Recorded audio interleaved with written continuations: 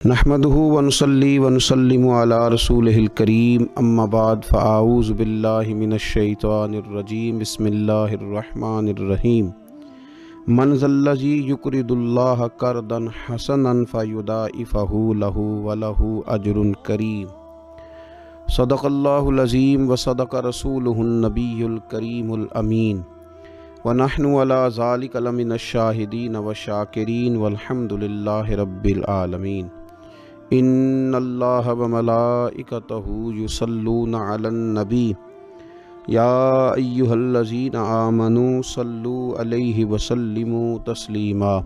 अस्सलातु वस्सलामु अलैका या सय्यदी या रसूलल्लाह व अला आलिका व अस्हाबिका या सय्यदी या हबीबल्लाह।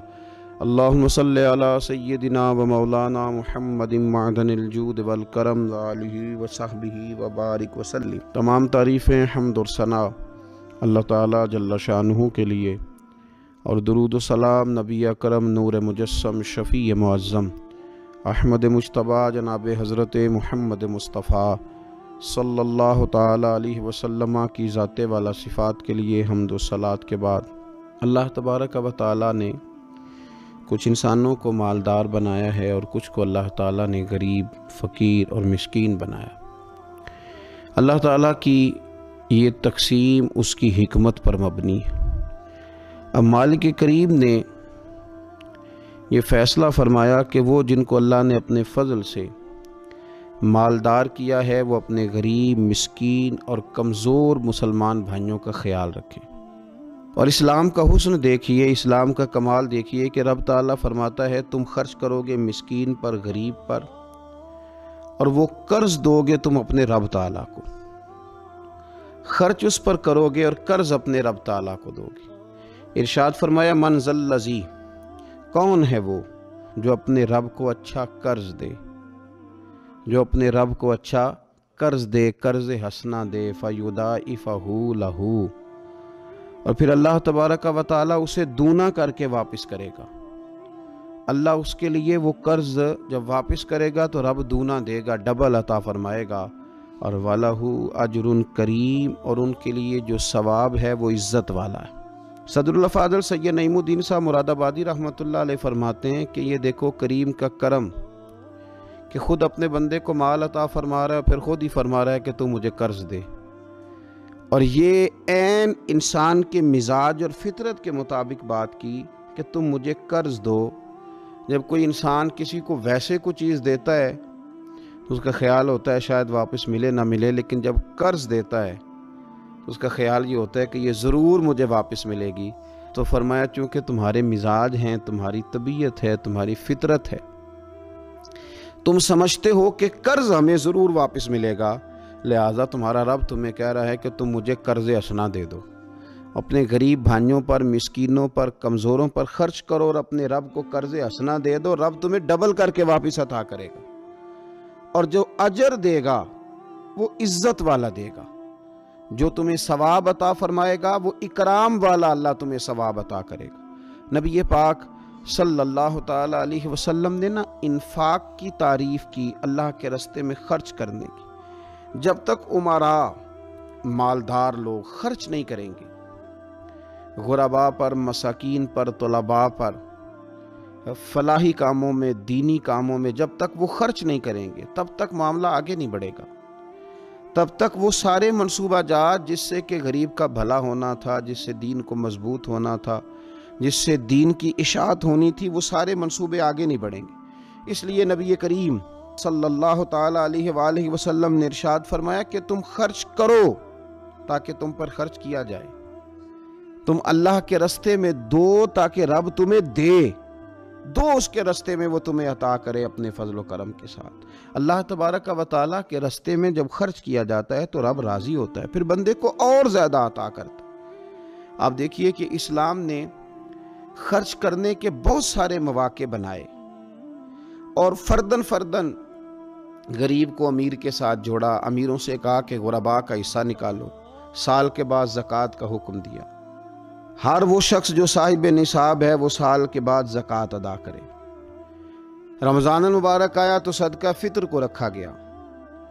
ताकि जो गुरबा हैं, मसाकीन हैं, वो भी ईद की खुशियों में अमीर मुसलमानों के साथ शामिल हों। फिर जब फसल का मौका आया तो उशर रखा गया ताकि गरीब भी तुम्हारे गल्ले में, तुम्हारे अनाज में, तुम्हारी गंदुम में, तुम्हारे चावल में, तुम्हारी सब्जी में शरीक हो जाए। हर मौके पर उनको याद रखना, उनको साथ मिलाना। कुर्बानी रख दी गई, और कुर्बानी भी जब रखी गई तो अमीर पर रखी गई। उसका फलसफा भी यही है कि अमीर कुर्बानी करेंगे और गरीबों तक उसका गोश्त पहुंचाएंगे। मेरे रसूल करीम सल्लल्लाहु ताला अलैहि वसल्लम ने ये खूबसूरती के साथ एक को दूसरे के साथ जोड़ा। अब होता क्या है? होता यह कि इंसान को माल से प्यार होता है, फितरतन कमाए हुए माल से मोहब्बत होती है। इंसान बसा औकात ये समझता है कि बड़ी मुश्किल से तिनका तिनका करके, मेहनत करके, जद्दोजहद करके मैंने ये माल जमा किया है, तो अब मैं दे दूं। एक लंबा अरसा तक मैंने परदेश काटा, मुश्किलात बर्दाश्त की, और मैंने कई रातों के रत जगे इस काम के नाम की, और आप आज अगर माली तौर पर मैं मजबूत हुआ हूं तो क्या मैं ये माल दे दूं? तो देखिए, इस्लाम एक रूहानी मजहब है। इसकी तालीमात आफाकी हैं। ये हमें बतलाता है कि सिर्फ फैसला वो ना करो जो तुम्हारी आंखों से नजर आ रहा है। कुछ चीजें ऐसी हैं जो रब तुम्हें अपने फजल से दे रहा है और तुम्हारी जाहिरी आंखें उन्हें देख नहीं रही। नबी पाक सल्लल्लाहु ताला अलैहि वसल्लम ने इरशाद फरमाया, ये हदीस मुबारका सही मुस्लिम में मौजूद है। हज़रत अबू हुरैरा रज़ियल्लाहु ताला अन्हु फरमाते हैं, देखिए हुजूर सल्लल्लाहु ताला अलैहि वसल्लम ना बात करके मुख्तसर जुमलों में कैसे आगे बढ़ते हैं। करीम महबूब फरमाने लगे, याद रखना, सदका देने से माल कम नहीं होता। अल्लाहु अकबर। आपको तो मैसेज आ गया बैंक से कितने पैसे कम हो गए। आपने तो जो गिन के दराज में रखे थे उसमें से लाख में से आपने तो 5,000 दे दिया, तो आपको तो पता है वो 95 रह गया है। लेकिन ये सही मुस्लिम के लफ्ज हैं। हुजूर फरमाते हैं, सदका देने से माल कम नहीं होता। कायनात के सबसे सच्चे, खरे, सादिक और अमीन महबूब अलैहिस्सलाम ने फरमाया कि सदका देने से माल कम नहीं होता। हकीमुल उम्मत मुफ्ती अहमद यार खान साहब नईमी रहमतुल्लाह ताला अलैह इरशाद फरमाते हैं कि किसान जब उसने ना बीज की बोरियां भर के रखी हुई होती हैं,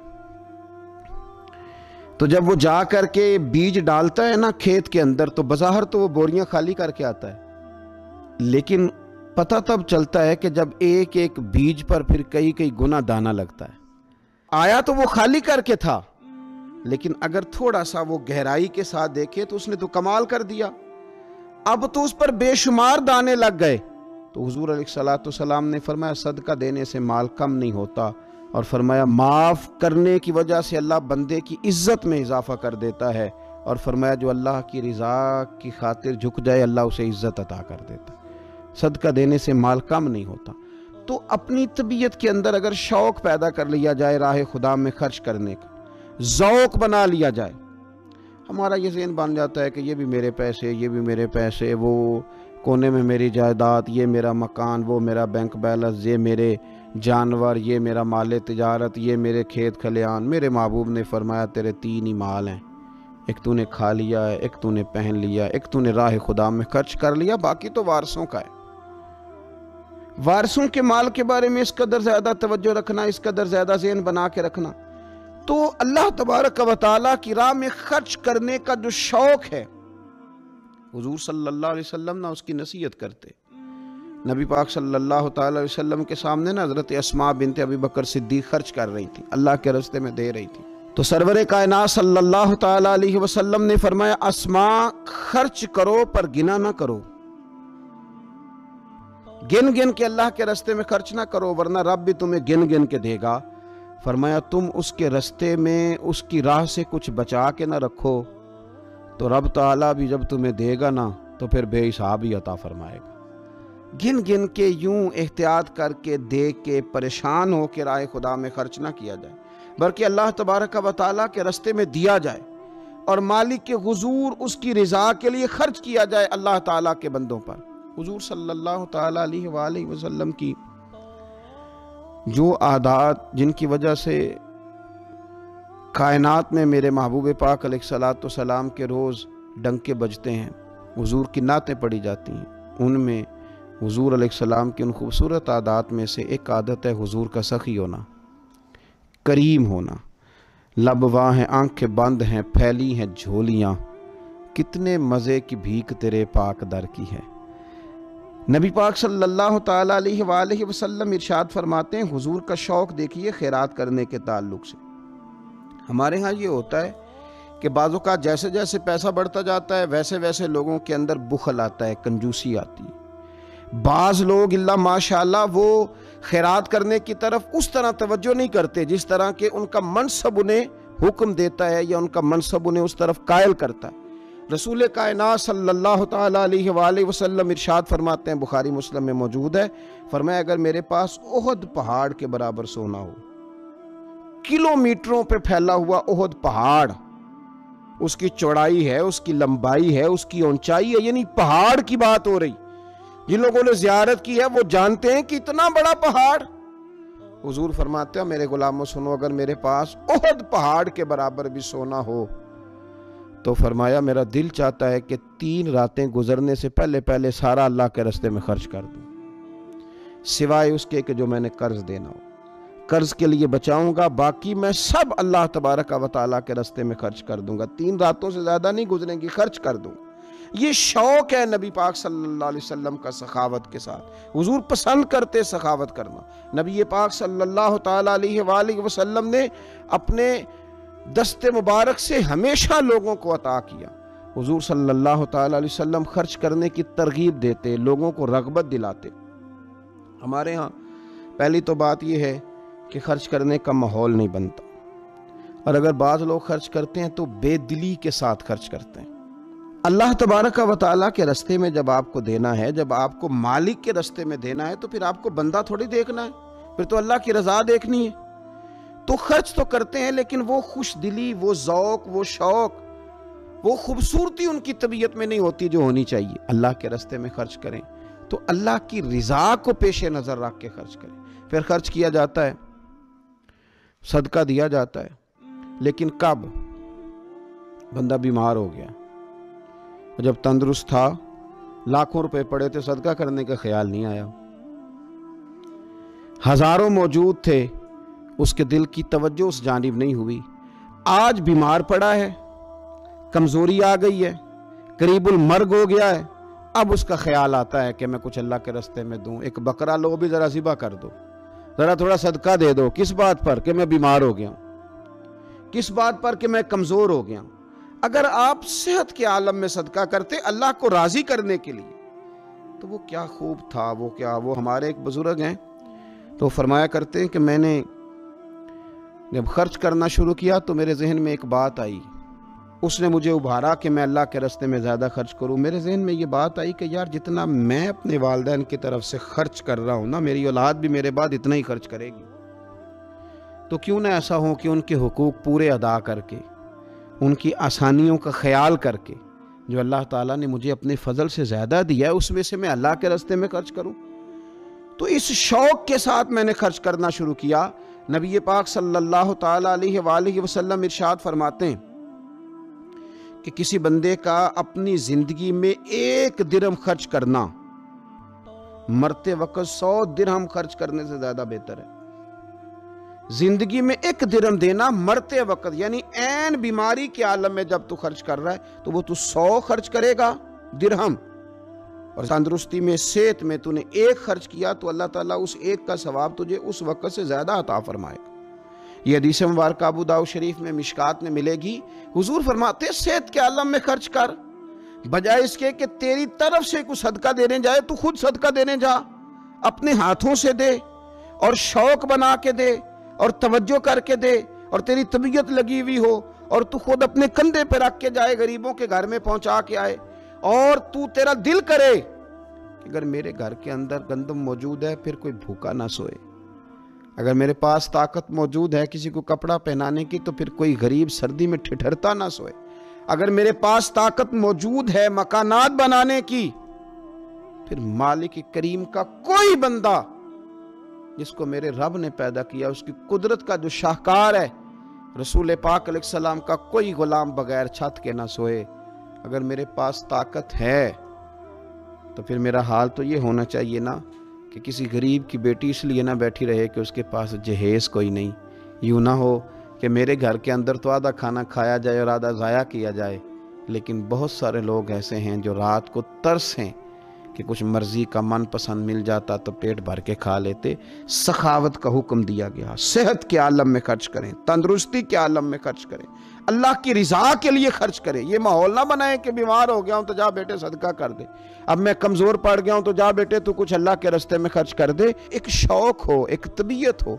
नबी पाक सल्लल्लाहु ताला अलैहि वसल्लम की प्यारी ज़ौजा, ज़रा ये अंदाज़ भी देखिएगा। हज़रत सैयदा आयशा सिद्दीक़ा रदी अल्लाह ताला अन्हा फरमाती हैं कि हम चूँकि हुजूर की अज़वाज कसीर तादाद में थी तो कभी ना नबी पाक सल्लल्लाहु अलैहि वसल्लम से कुछ सवालात भी करती थी, और उस सवालात के अंदर मोहब्बत छलकती थी, मोहब्बत में एक दूसरे से आगे बढ़ना चाहती थी। हज़रत आयशा सिद्दीक़ा रदी अल्लाह ताला अन्हा फरमाती हैं कि हमने अर्ज़ की, या रसूल अल्लाह सल्लल्लाहु ताला अलैहि वसल्लम, हम में से सबसे पहले आपसे आके कौन मिलेगा? इससे मुराद है विसाल के बाद सबसे पहले अज़वाजे मुताहरात में आपसे कौन आके मिलेगा? तो हुजूर सल्लल्लाहु अलैहि वसल्लम ने फरमाया, लंबे हाथों वाली। मिशकात में हदीस मौजूद है, बुखारी में मौजूद है।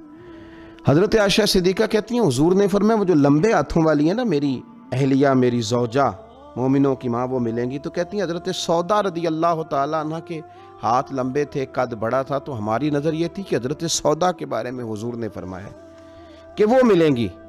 लेकिन कहती हैं कि वो तो हमें बाद में पता चला जब हज़रत ज़ैनब रदी अल्लाह ताला अन्हा का विसाल हुआ तो समझ आई कि लंबे हाथों से मुराद हाथों का लंबा होना नहीं, सदका और खैरात ज़्यादा करना।